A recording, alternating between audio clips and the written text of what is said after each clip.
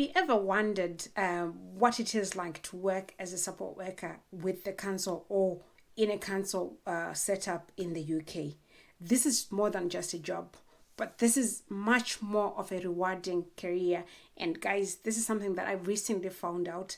For the longest, I just underestimated, or I just wasn't too interested in council support worker jobs or council caregiver jobs. I was just like, well, it's one of those. Until I had a chat with one of friends of mine who actually works for the council, and they enlightened me, and they sort of gave me an inside view of what it is like to work as a caregiver in the council, as a support worker in the council.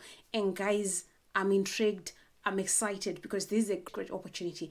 And good news, it has got visa sponsorship. Most councils have got sponsor licenses, and that's what we're going to talk about in this video. So do stay tuned, guys. Grab a chair and let's get into it. And guys, if you haven't subscribed just yet, please do subscribe. Hit the subscribe button. It just helps us to reach a lot of people, and we are driving towards getting to 3k subscribers. So please head on to our family of Relocation Tribe. So guys, a big welcome to my YouTube channel. My name is Florence. I'm a healthcare worker in the UK. I relocated to the UK about 2.5 years ago, and I'm enjoying it. I'm loving it. It's just been an experience of a lifetime. No wonder why I decided I was going to share this journey with the rest of you, inspire a lot of people, give an insight into what we do every day. So guys, without wasting much of your time, today we're going to talk about opportunities within councils. Nearly every county, every borough has got so many councils within it. So it's part and parcel of what the council does is it oversees the social care side of things, and they are privileged to work within the community. They are privileged to, some councils do have their care homes, residential homes, so they do a lot of care and support work. And this is varied from dealing with young adults, dealing with the elderly, a whole range of special care needs as well for young adults. So it just varies across board. So it's not to be specific to say this council deals with this. Some councils do with that. Some councils are holistic like that. They cover a lot of care. But I just want to touch on support work and caregiving roles within the council. And also I'll touch a little bit of some of the things that they may require if they are to sponsor you. So obviously, just like the NHS, I'm sure most councils now have actually realized there is a great opportunity to really beef up their staff complement through the visa sponsorship role. Guys, I do remember I've been talking to friends and colleagues, and I was just like, I know when we came, there wasn't really much talk about people switching their visas to join the NHS. But as time progressed, I think until a year ago or a year and a half ago, then the NHS just started to recruit massively within this country. I would say what I think, these are my views. Disclaimer, guys, I'm not representing any organization whatsoever, but I'll just share with you what I think as far as this whole switching frenzy is concerned. So I think, obviously, this country, they're big on data collection. They know the numbers. They know all the things from the tax office to immigration everywhere. The numbers feed into the whole system. So obviously, they do realize, if, suppose I'll give an example to say, if they realize 100 people came to the country, but maybe of those 100, 20 are actually paying the tax that they're supposed to be paying. What that means is they can actually see or track without really pinpointing to say 80 people, where are they? They are in the country, but they are not actually doing their work. And apparently there's been a lot of documentaries on modern slavery associated with this whole care visa. And that's when we began to see the NHS advertising, issuing COS.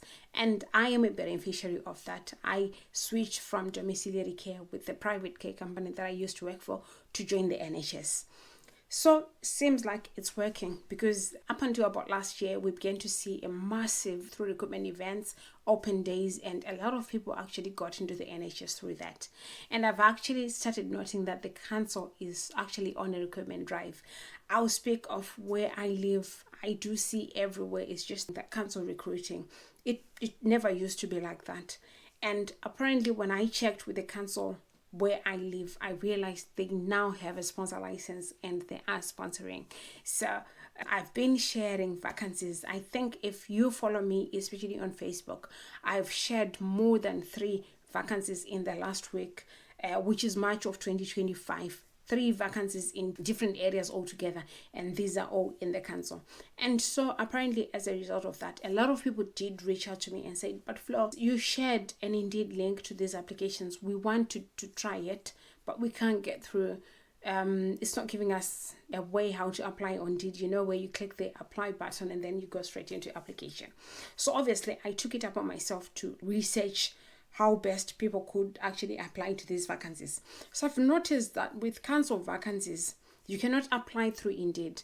What it just does, it directs you to the council website, where you literally will have to go into their website, go onto vacancies, and then apply to the specific role in question.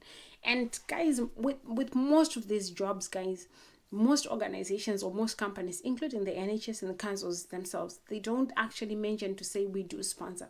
So the onus is on you to actually check, does this council have a sponsor license? And you can always negotiate your way into getting a sponsorship. I've shared this a number of times to say, I don't encourage people to ask the sponsorship question if you are in the application stage or if you're in the interview stage. And that has been working for a lot of people. It worked for me, and it's something that I believe in, to say, let them get a taste of what you present, what you bring along, tease them with what you could bring to the table, and then you leave them with no choice but to run around and sponsor you. So that is what happens with councils. So obviously, just like any other job role, we encourage you to say, come up with a very nice CV, nice personal statement, nice cover letter that you then present along with your application. It goes a long way. It's just another way of you sharing or giving them an insight into what you bring to the table, what sort of a person you are, your qualities, your skills, and your competencies above everything else. So of course, you will then wait until they invite you to an interview and then you perform. And guys, we are still assisting. You DM us on our Facebook page, and then we can assist you with your interview preparation. If you've got a council interview coming up, we're there for you.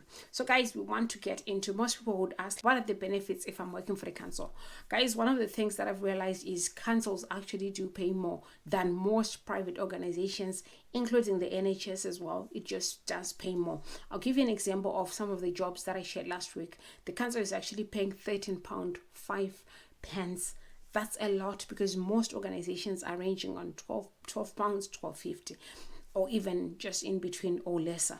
So it's actually a good opportunity. It goes a long way. They are paying more, honestly. The other benefit of working for the council is they've got flexible working hours, whereby you can negotiate your way to say, oh, I do have got childcare, or I do have certain things that I want to do in between. I want flexible working. They can make that work for you. Now, I love this because I'm a mom, I've got children, and half the time my children come first.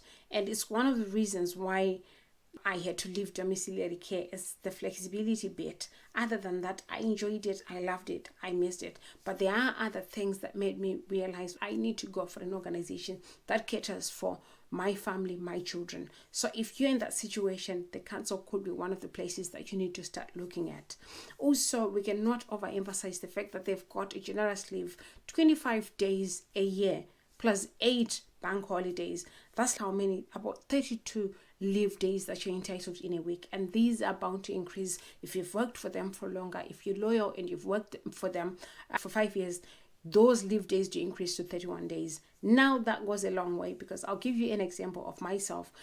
If I'm thinking I want to go back to Africa for my holiday, obviously 2 weeks is not enough, 1 week is not enough. So I need more of these days for me to be able to do all this. That's the life balance that we are always talking about.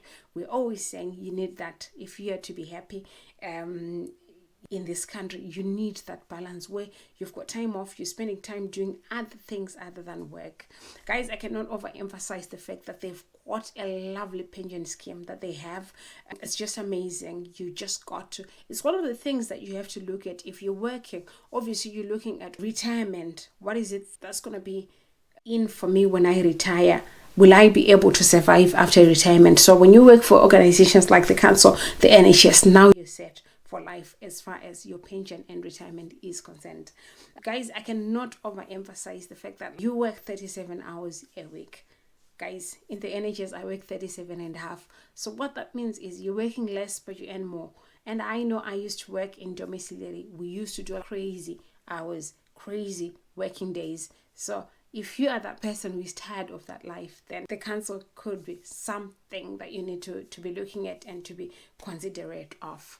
So guys, a lot of people would actually ask me to say, Flo, so what is it that I need, or what's the process like for me to get myself into the council?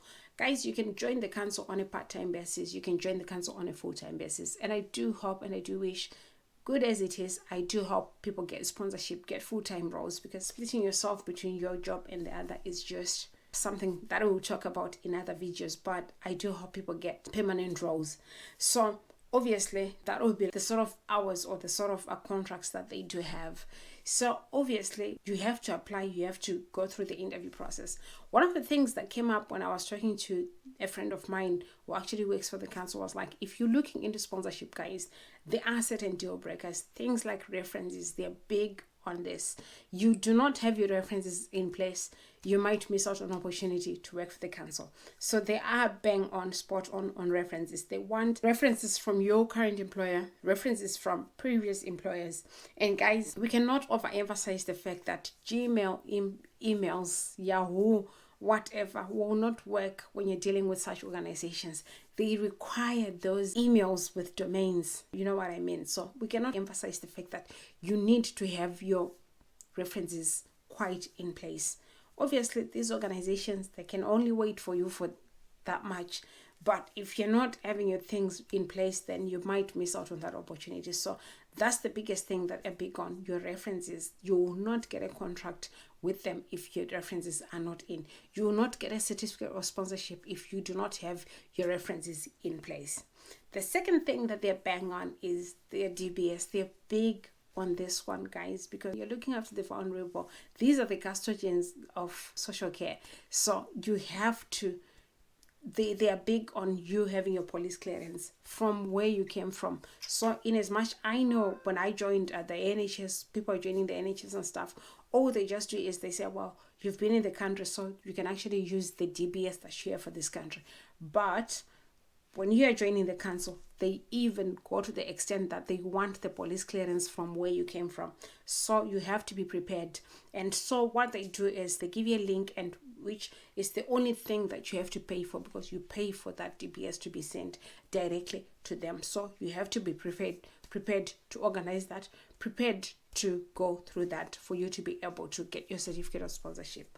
Of course, all the paperwork, induction and training will be arranged as and when you get your sponsorship. So I think I've exhausted everything that I needed to exhaust. I'll share in a few links to certain councils that I know that are recruiting at the moment. I'll also share a few links again in the description of actual jobs that are going on for you to be able to actually apply directly. So guys, I do wish you well in all that you do, and just know we are that hub of information, and we keep on sharing these opportunities as and when we come across them, and we strive to bring you other opportunities in other countries. And we, as much as we do say that, we end up every week having to bring you something about the UK, because a lot of people that subscribe to us are in this country, and also we live in this country, so we are so well interested in what goes on in this country. And guys, that's all I had for you today. Don't forget to subscribe. Don't forget to share with your friends and family